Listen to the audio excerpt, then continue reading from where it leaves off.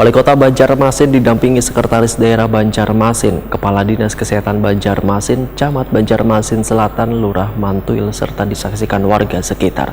Peletakan batu pertama pembangunan Puskesmas Mantuil jelang tengah hari Sabtu 23 Juli 2022. Pembangunan puskesmas tersebut berada di tengah-tengah pemukiman warga, Jalan Halinau, Kelurahan Mantuil, Banjarmasin Selatan. Wali Kota Banjarmasin Ibnu Sina didampingi Sekretaris Daerah Banjarmasin, Kepala Dinas Kesehatan Banjarmasin, Camat Banjarmasin Selatan, Wan Lurah Mantuil, serta disaksikan warga sekitar meletakkan batu pertama pembangunan Puskesmas Mantuil jelang tengah hari Sabtu 23 Juli 2022.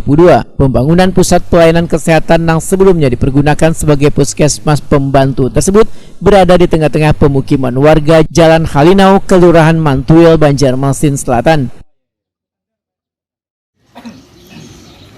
3, 2, 1. Boleh kita berikan aplaus yang paling meriah. Allahumma shalli wa sallim wa barik alaihi.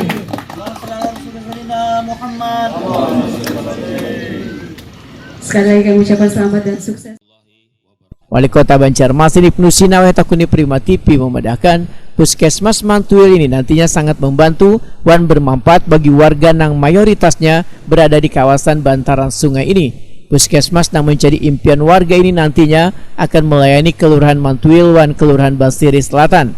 Menurut Ibnu Sina, letak Puskesmas Mantuil ini sangatlah strategis karena warga yang berada di bantaran sungai bisa menempuh waktu yang singkat untuk mendapatkan pelayanan kesehatan. Pertama, kami bersyukur hari ini kita meletakkan batu pertama pembangunan Puskesmas Mantuil yang sudah diprogramkan tahun ini. Mudah-mudahan selesai tepat pada waktunya.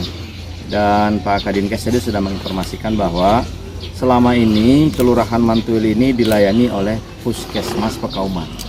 Dan Puskesmas Pekauman ini bebannya terlalu berat. Dia melayani 5 kelurahan. Yang diharapkan dengan terbangunnya Puskesmas Mantuil yang dulunya adalah Pustu, Puskesmas Pembantu, ini nanti akan melayani 2 kelurahan. Jadi masyarakat warga Kota Banjarmasin di Kelurahan Mantuil dan juga Kelurahan Basiri Selatan akan semakin dekat pelayanannya, dan ingin berobat ya, kemudian ibu hamil, kemudian anak, bayi, balita yang harus segera mendapatkan perawatan, termasuk juga para lansia, ini akan bisa dilayani di Puskesmas Mantuil.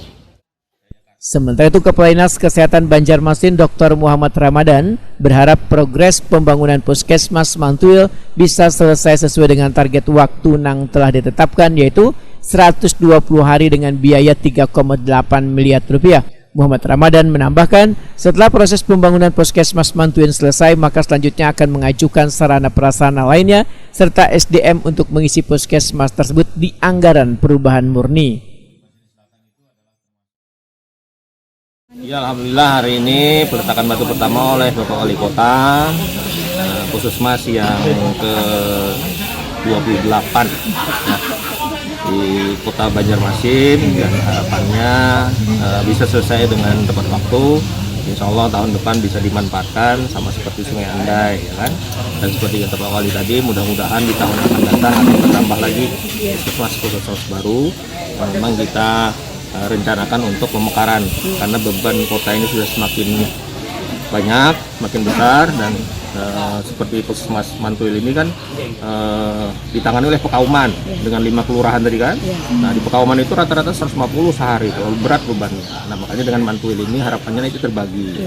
Jadi ada 2 kelurahan nanti yang ditangani oleh Mantuil, Puskesmas Mantuil, yaitu Kelurahan Mantuil dan Kelurahan Basiri Selatan yang sedang berkembang.